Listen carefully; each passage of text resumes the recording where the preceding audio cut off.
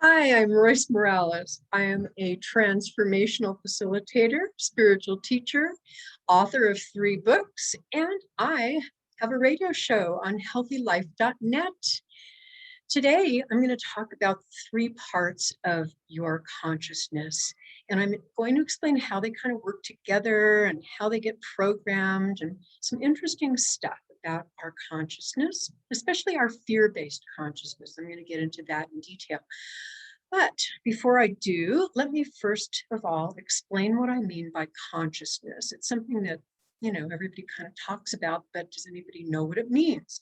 Consciousness is basically how you perceive yourself, others, and life. It's the lens that you look through and how you are aware of things going on. So we have 3 parts of our consciousness. I refer to them as the lower, the middle, and the higher self. I also refer to them as fear-based consciousness, logic-based consciousness, and higher consciousness. So I'm going to be using those terms kind of here and there. So let me first of all talk about fear-based consciousness, or the lower self. Now, this is your primitive consciousness. This is the part of you that wants you to survive. Make sure to get you to survive no matter what. So it functions from fear. It looks around at life and is constantly believing that something is out to threaten its survival. And it gets programmed, which I'm going to talk about in a couple of minutes, but it gets programmed during very specific incidents. And that programming becomes basically how you live your life, how you consciously perceive everything. Now, the second aspect of your consciousness, the middle self, or the logic-based consciousness, is the part of you that tries to figure everything out rationally. It tries to understand life from a logical viewpoint. 1 + 1 = 2. That's your middle self, or your logical-based consciousness. Now, the third part is your higher consciousness, or your higher self, and that is who you really are. Your spirit, your soul, the part of you that's connected to your wisdom, your intuition. It understands the bigger picture of your life. If you believe in God, it's the part of you that feels connected on a spiritual level to something bigger. Now, those are the 3 parts. They work together, not real well, as you can imagine. It's like having 3 very different parts of you trying to figure out who's in control and who's the big guy and who's the boss. So needless to say, they have a little bit of some issues with each other. So let me talk to you about how the fear-based consciousness gets programmed, because that's the part of you that unfortunately is the loudest and is probably the one that's running your life pretty much. I can say that safely, having done this for decades. So how does the fear-based consciousness get programmed? A lot of different ways, but I'm going to talk about the primary way. And the primary way is during moments of pain, loss, or unconsciousness. And I've given these moments a title, and I call them decision-forming incidents, because what happens during pain, loss, or unconsciousness, especially when we're really young, before the age of 3, during those moments, we make decisions about ourselves, others, and life. And those decisions get embedded in us, programmed in us, in our hard drive, literally. And from that point on, that's how we see things in life. We see ourselves that way, we see life that way, we see others that way. And those decisions are generalized. So if somebody hit me on the head with a baseball bat, I always use that example. I decide that whoever it was, boy, I decide that boys are dangerous. I decide that baseball bats can't be trusted. I decide that life is violent. I decide that I can't take care of myself. All kinds of decisions, and we can make dozens of decisions from an event like that. So anything that has any degree of pain, physical, mental, emotional, spiritual pain, we make decisions. Anything that has any degree of loss, death, divorce, loss of possessions, our favorite teddy bear gets lost, whatever it is, we make decisions from those moments because they're very symbolic to us. All of those losses symbolize death to our fear-based consciousness. It's huge. And the third way, as I said, is unconsciousness. So, being sleepy, being hypnotized, being anesthetized, watching TV, watching commercials. That's why commercials program us so well, because we're kind of in that zoned out state where things just enter and become our program. Now, there are other ways that we get programmed. Authority figures, parents, schools, teachers, society, all of those things have programming ability in us.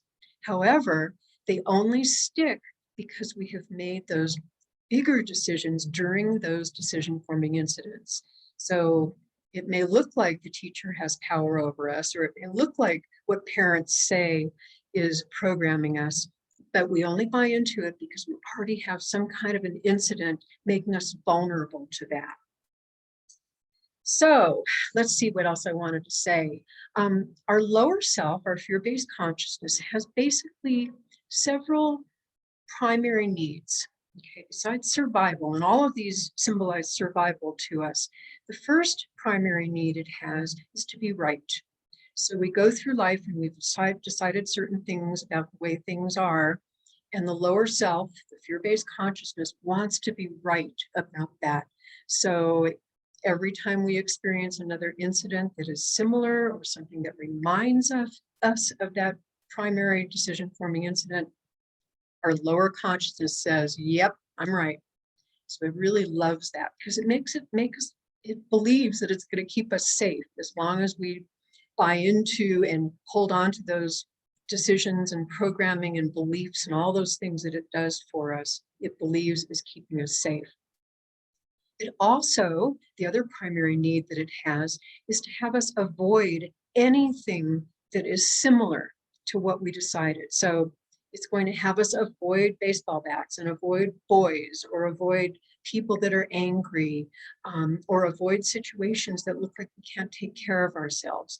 And all those things are just kind of similar to the fear-based consciousness part of us. It may not at all be similar, but to that part of us, it looks similar enough so that we stay away from it. The other thing that it really wants is attention and approval. It is living for attention and approval because that symbolizes I'm okay and I'm going to survive. As long as you approve of me and give me attention, I'm safe. The next thing that it really tries to do for us is to give us some sort of power and control. And that power and control is from a negative place. It's not from an empowered place. It's from a I'm going to control over you place. Because again, that looks safe to our lower consciousness. And the last thing, and I'll be getting more into this in other videos, that is that our lower consciousness wants to make sure that we look like an innocent victim. So it does not like taking responsibility in any way.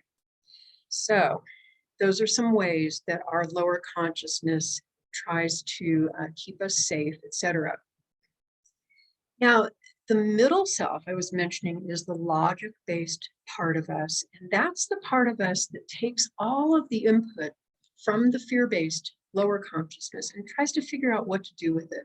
So if we have all these decisions about not being able to trust boys because boys are violent, it's the middle self that says, okay, well, what do I do with that? Okay, well, make sure to not have any friends that are boys, and make sure to always keep boys away from you, and don't ever go to baseball games. So it's figuring out logically what to do, even though the input that it's getting is fear-based.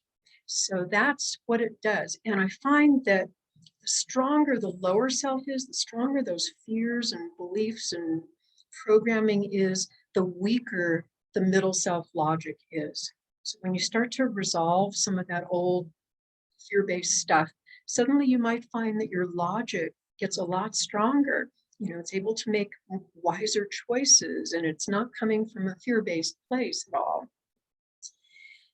The middle self is also, because it's kind of the middleman here. It's also the part of you that kind of figures out what to do with the higher self or the higher consciousness input. And depending on how strong it is, it's still running from fear, and it probably will push aside some of that wise, higher consciousness, intuitive knowingness. So let's talk about the higher consciousness a little bit. And I'll be putting out videos that talk specifically about it, but just to kind of give you an intro. Higher consciousness, as I was saying before, is the part of us that is wise and connected to love and understanding and compassion. It's the part of us that is intuitive and knows what we're here to do, knows what our purpose is, why we're alive.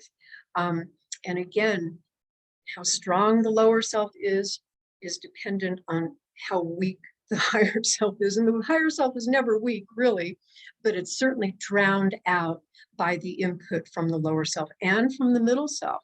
So if you've got a really strong logical part, it's probably going to drown out some of the input from the higher consciousness and say, oh, well, that doesn't make sense logically.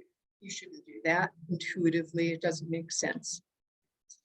So that is how those three parts of you are interconnected and how they kind of function together.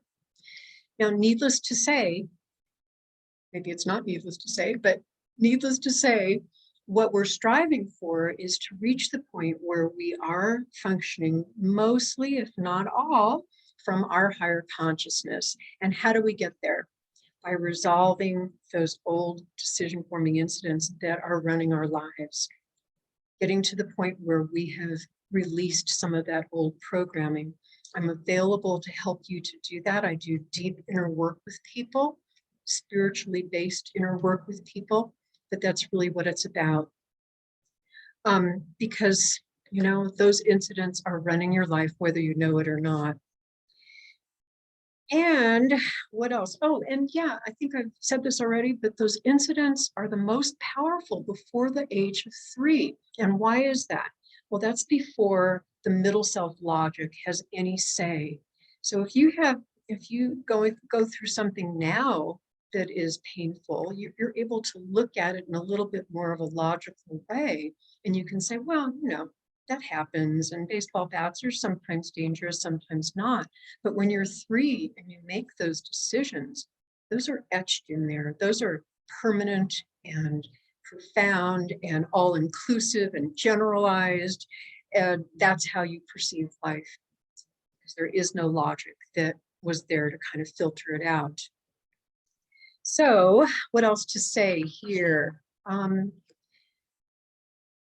So I think that might actually be all of what I wanted to say. And I'm going to be talking more about all of this in the future. I'll be getting into more details about how to communicate with your fear-based consciousness, ways to deal with it, ways to recognize it. So please tune in, because I hope you've enjoyed this. This is just a taste of what I teach. I'm available for deep inner adventures, spiritual adventures, to discover your decision-forming incidents so that you can resolve them and heal them and stop being affected by those unconscious, subconscious programs. Please leave any questions or comments in the chat, and I will get back to you. I will be personally answering all of those.